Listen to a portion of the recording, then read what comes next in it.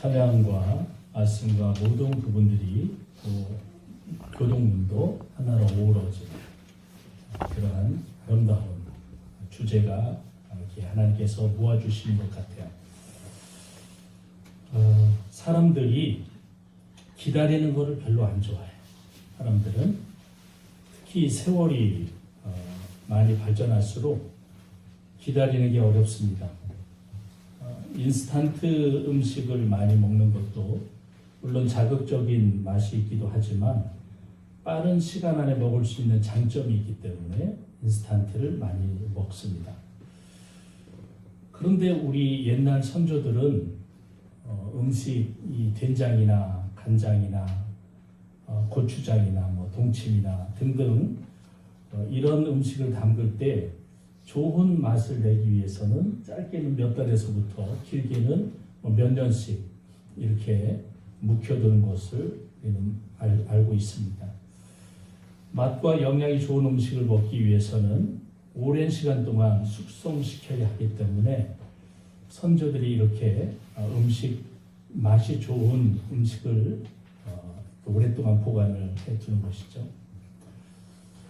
저도 부교육자 시절에 목사님과 어느 목사님과 함께 이리에 내려가서 점심을 먹는데 아주 좀 뭔가 괜찮은 집 같아서 들어가서 백반을 먹는데 그 주인이 먹을 때마다 음식을 소개하는 거야. 이거는 몇 년 묵힌 거고 이거는 뭐 하는 거고 계속 그런데 김치를 3년 동안 묵혔다 그러더라고 밖에.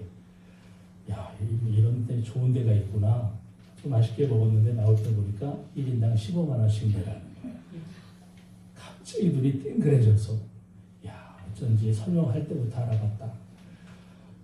그만큼 이제 귀한 양질의 음식을 내기 위해서는 보통 1년, 어떤 건 3년씩 묵혔다는 거예요.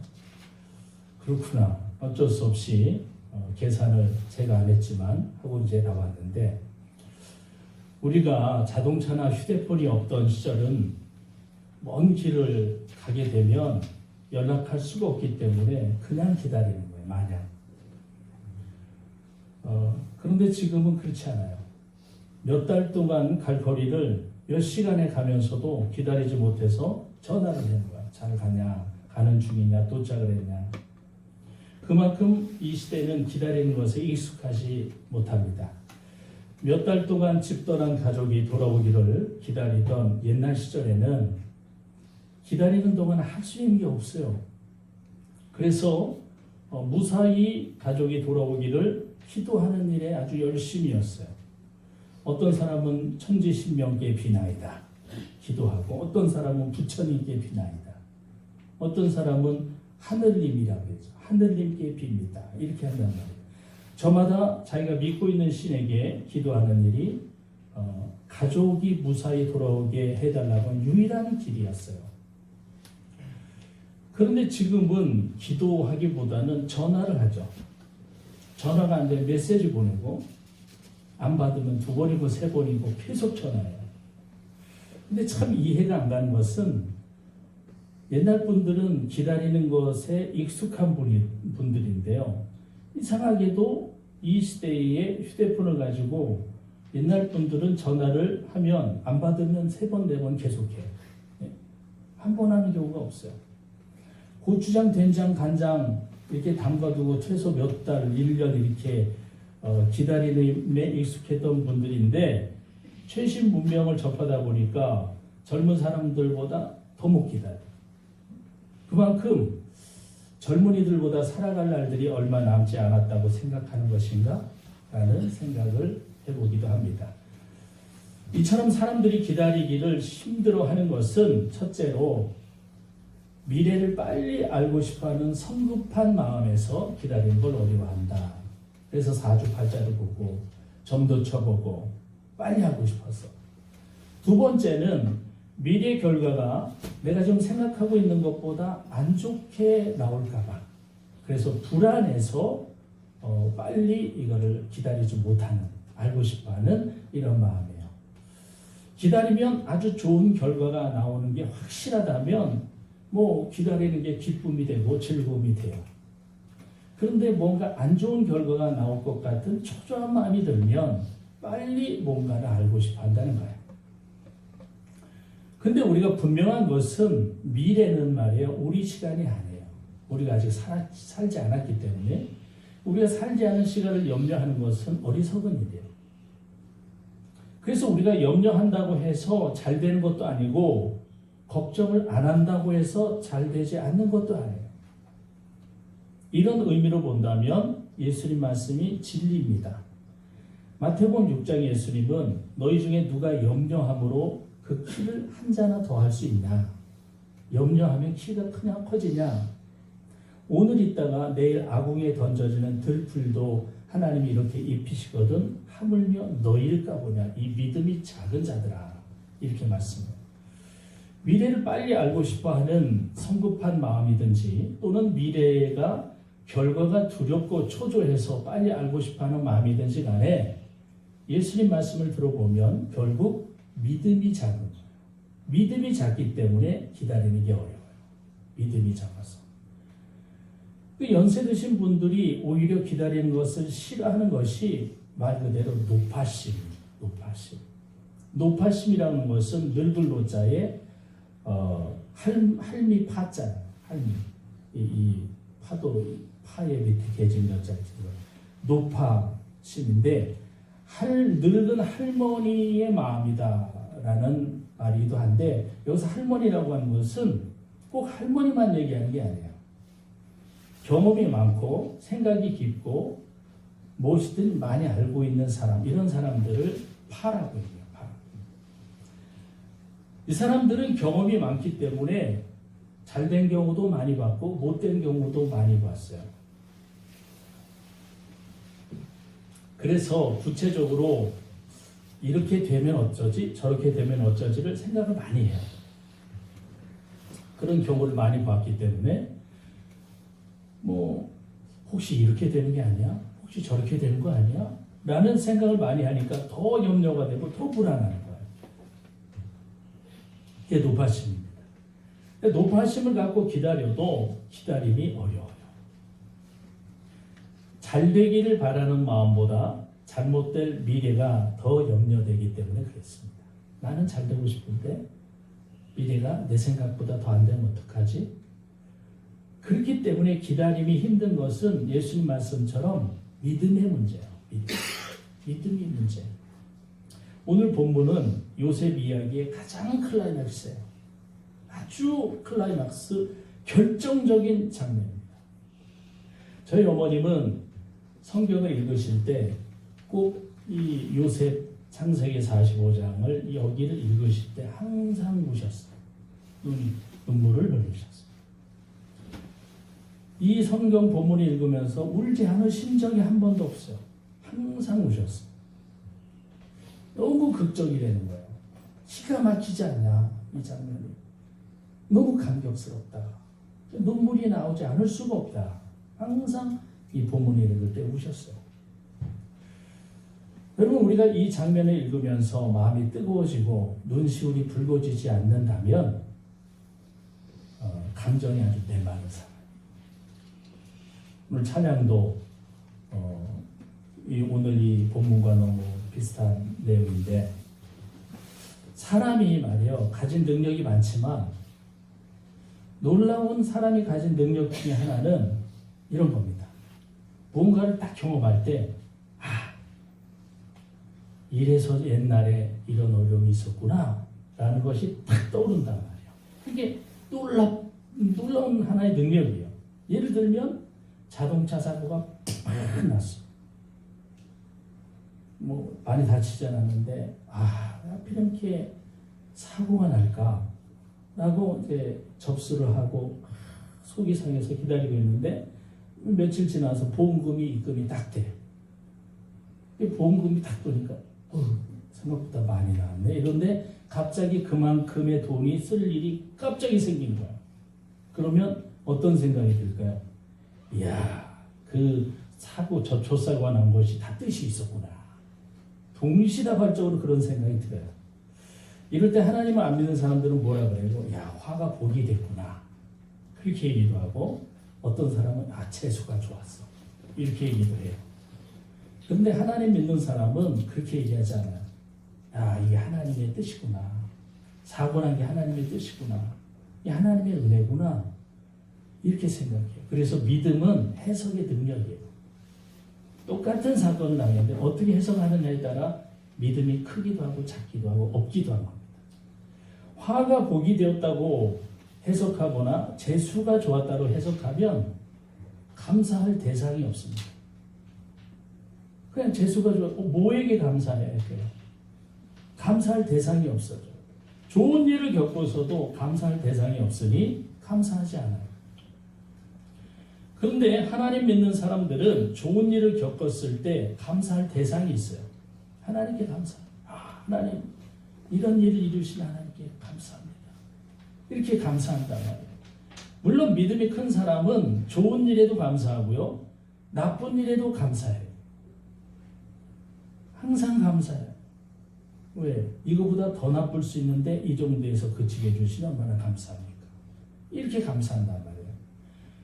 항상 감사해요. 그래서 항상 감사하는 것은 하나님이 좋아하시는 일이에요. 하나님이 아주 기뻐하시는 일이에요. 그렇기 때문에 좋은 일에도 감사, 좋지 않은 일에도 감사하는 것은 하나님을 기쁘시게 하는 일이라서 하나님의 복을 더 많이 누리며 살게 돼요. 감사를 많이 하시길 축복합니다. 아멘. 요셉은 하나님을 믿는 믿음이 큰 사람이에요. 자신을 큰 어려움으로 몰아넣은 형들을 맞이하는 그 순간이에요. 지금 이렇게 지난 세월을 반추해 보면 15년 넘는 세월 동안 내가 노예 생활도 했고 감옥 생활도 했어. 그런데 지금 형들을 딱 보는 거야. 이 순간에 지금 형들을 만나기 위한 이게 하나님의 계획이었구나. 지난날의 고난이 라는 것을 순간적으로 생각한단 말이에요. 사람에게 이런 능력이 있었어. 요셉이 그 놀라운 능력이 지금 발동이 돼서 형들이 요셉 앞에 팍 엎드려 떨고 있을 때 보면서 야, 내가 형들에게 버림을 받아서 노예로 팔려가고 감옥에도 갇히고 했던 그 일들이 지금의 감격스러운 순간을 맞이하기 위한 하나님의 선하신 뜻이었구나. 이렇게 생각한단 말이에요. 감사하지 않았겠어요? 그래서 그 고난의 세월을 물론 요셉이 하나님을 믿지 않는 사람이었다면 이야 원수는 외나무 다리에서 만난다더니 이때를 위해서 내가 고난을 당했구나. 외나무 다리에서 이랬을 거야. 요셉은 하나님을 믿는 큰 믿음의 사람이었어요. 그래서 자신을 노예상에게 팔아넘기고 감옥에 가도록 이렇게 안 좋은 길로 인도했던 형들을 만나는 순간에 이렇게 고백합니다. 오늘 5절에 당신들이 나를 이곳에 팔았다고 해서 근심하지 마소서. 한탄하지 마소서.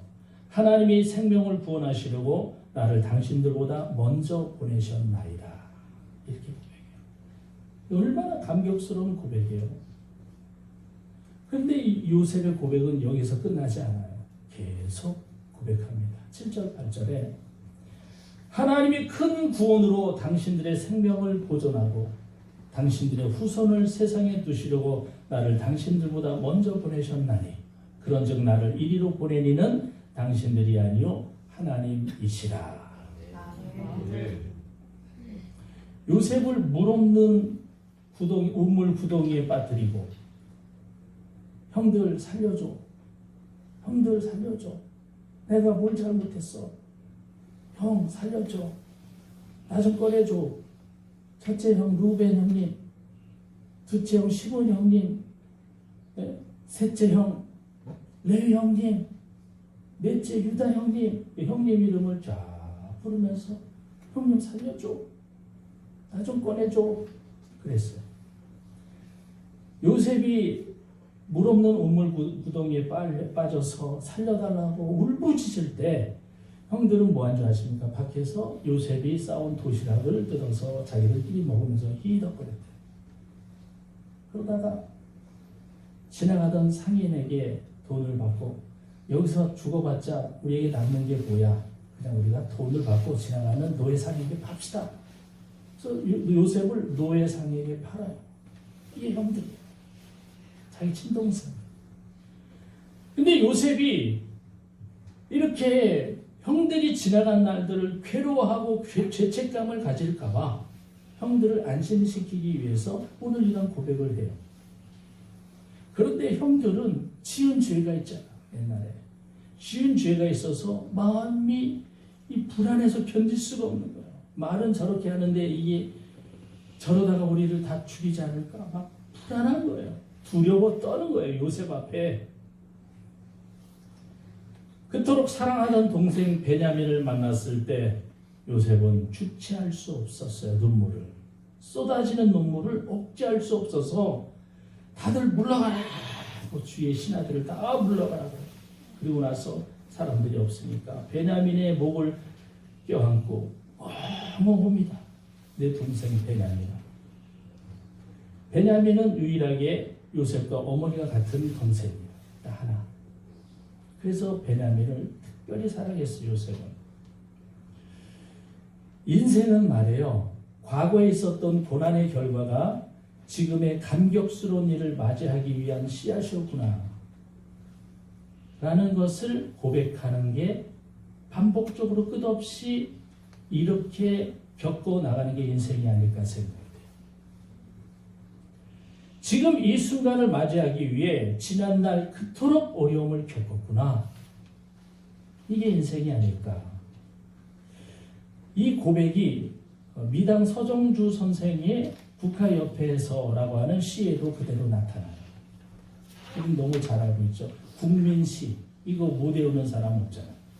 한 송이 국화꽃을 피우기 위해 봄부터 소쩍새는 그렇게 울었나 보다. 한 송이의 국화꽃을 피우기 위해 천둥은 먹구름 속에서 또 그렇게 울었나 보다. 이렇게 시작되잖아요. 지난날 소쩍새가 그렇게 슬피 울었던 것도, 천둥이 먹구름 속에서 그렇게 처절하게 울었던 것도 국화꽃이 피는 것을 보니까 이래서 그랬구나 라는 것을 안다는 거예요. 여러분 생각해 보세요. 소쩍새가 정말 국화꽃 피우기 위해서 울었습니까? 천둥이 막 치는 게 정말 이 국화꽃 피우기 위해 천둥이 쳤겠냐고요.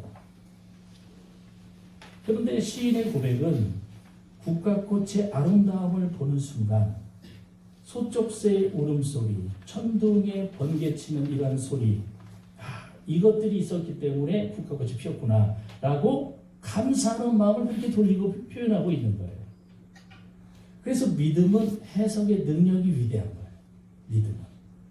하나님은 바로 이러한 믿음의 고백을 기뻐하십니다. 형들에 의해 물없는 우물 구덩이에 빠지고 지나가는 노예상에게 팔린 요셉이 정말 형들의 생명을 구원하려고 그런 고난을 겪었겠는가? 요셉이 애굽 왕의 친위 대장인 보디발이라고 하는 사람의 집에 노예로 팔려가죠. 그리고 억울한 누명을 쓰고 감옥에 갇혀요. 그 감옥에 갇히고 누명을 쓰고 한 일이 정말 형들의 생명을 구원하려고 겪어야 했던 고난인가? 그렇게 고백하잖아요, 요셉은. 그 고난을 겪고 있을 때 요셉은 내가 형제들의 생명을 구원하기 위하여 이렇게 고난을 받을 거야 라는 생각은 전혀 하지 않았을 거예요. 하지만 요셉은 애굽의 총리가 되고 나서 자신 앞에 엎드려 떨고 있는 형들의 모습을 보는 순간 이게 형제들을 구원하기 위한 지난날의 고난이었구나. 돌이켜보니 아니 형제들뿐만이 아니라 굶주림에 신음하는 모든 이들을 구원하기 위해 하나님이 나를 애굽으로 먼저 보내셨구나 라는 것을 직감적으로 알았어요. 형들이 이 요셉을 알아보지 못했던 것은 요셉은 애굽에서 오랫동안 있었으니 애굽 언어를 썼고 형들은 히브리 언어를 썼단 말이에요. 통역관을 썼단 말이에요. 중간에. 그러다가 형들을 고백할 땐 히브리 말을 쓴단 말이에요. 형님들 나를 팔아넘겼던 요셉입니다. 풍요를 쓰지 않고 히브리 말로 하다가 깜짝 놀라죠. 아버지 잘 계십니까? 동생 베냐민 이름도 알고 형들의 순서도 알고 깜짝 두려워 떨지 않겠어요? 지은 죄가 있는데. 믿음의 해석 능력이 이렇게 위대합니다. 큰 믿음을 가진 사람들이 이렇게 믿음을 고백해요. 하나님은 큰 믿음으로 아름다운 고백을 하는 사람들을 기뻐하십니다. 그런데 놀라운 건 말이에요. 돌이켜보니까 정말 형제들의 생명을 구원하시기 위해 요셉을 고난 가운데 몰아넣으신 분이 하나님이신 거예요. 그리고 하나님은 그 고난 가운데 함께 계셨습니다. 그리고 때가 되어서 형제들의 생명을 구원하라고 요셉을 애굽의 총리로 세우신 겁니다. 이렇게 해서 하나님은 요셉을 형제들보다 먼저 애굽으로 보내신 게 맞아요. 요셉의 고백이 맞아요. 요셉은 고난의 날들을 돌이키며 믿음의 고백을 드렸지만 정말 하나님은 요셉이 고백한 그대로 요셉과 함께 일해 오셨습니다. 하나님은 형제들의 생명을 구원하시기 위해서뿐만이 아니고 이스라엘 백성과 애굽에 굶주리는 사람들의 생명까지 구원하시기 위해 요셉을 형제들보다 먼저 애굽으로 보내신 거예요. 요셉은 형제들을 보는 순간 이 모든 일을 계획하신 분이 하나님이시구나 라는 걸 깨닫습니다. 그래서 그는 잘됐다, 원수가 불 기회가 생겼구나 라고 생각하지 않고 수많은 이들의 생명을 구원하기 위해 지금껏 나를 이끌어 오신 하나님을 찬양합니다. 하나님께 감사합니다. 이렇게 감사를 드릴 수 있었어요. 동생 베냐민과 형들을 보고 울었어요. 흐느껴 울었습니다.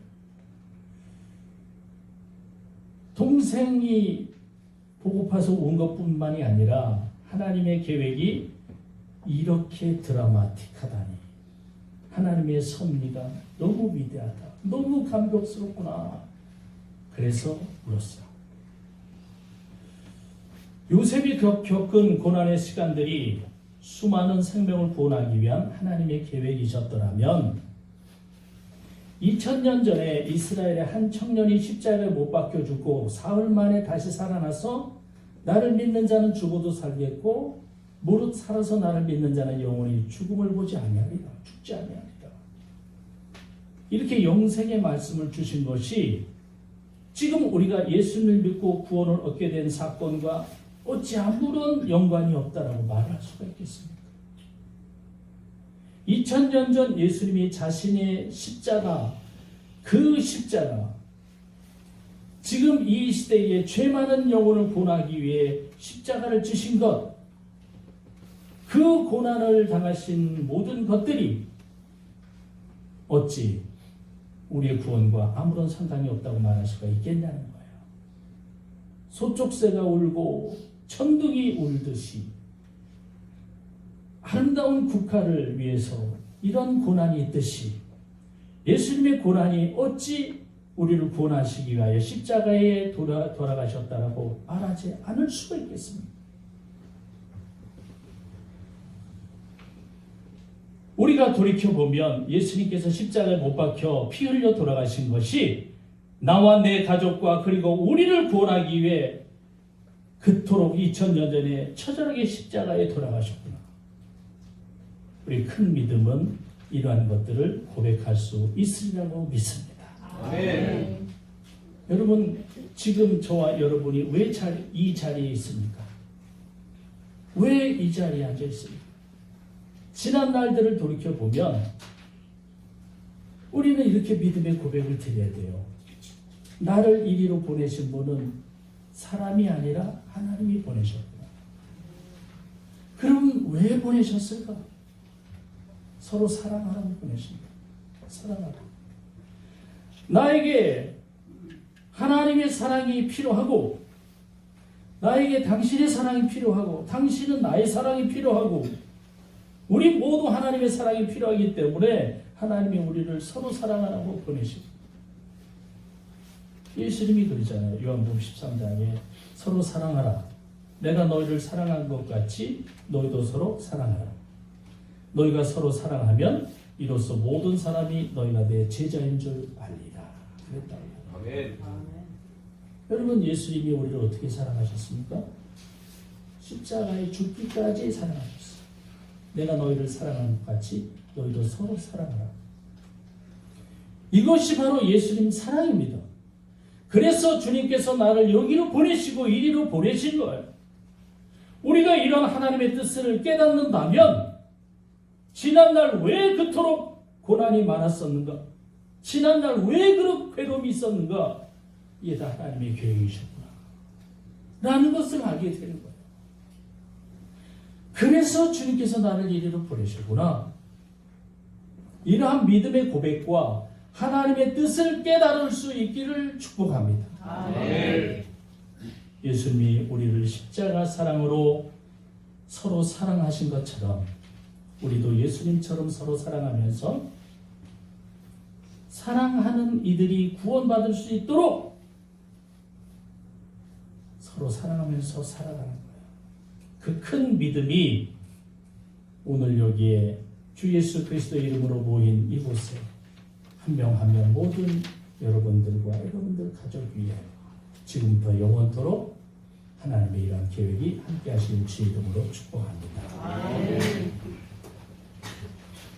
놀라우신 하나님의 은혜, 우리는 무지에서 지금의 어려움과 고난을 하나님께서 계획하신 것이라고 생각하지 아니하고 불평과 원망과 처절함, 어려움 속에 살아가고 있지만 분명한 것은 하나님께서 이 시간을 의의 시간으로 아름다운 시간으로 바꾸실 것을 믿사오니 믿고 인내하며 그때까지 순종하며 나가는 하나님의 백성들이 되게끔 인도하여 주시옵소서.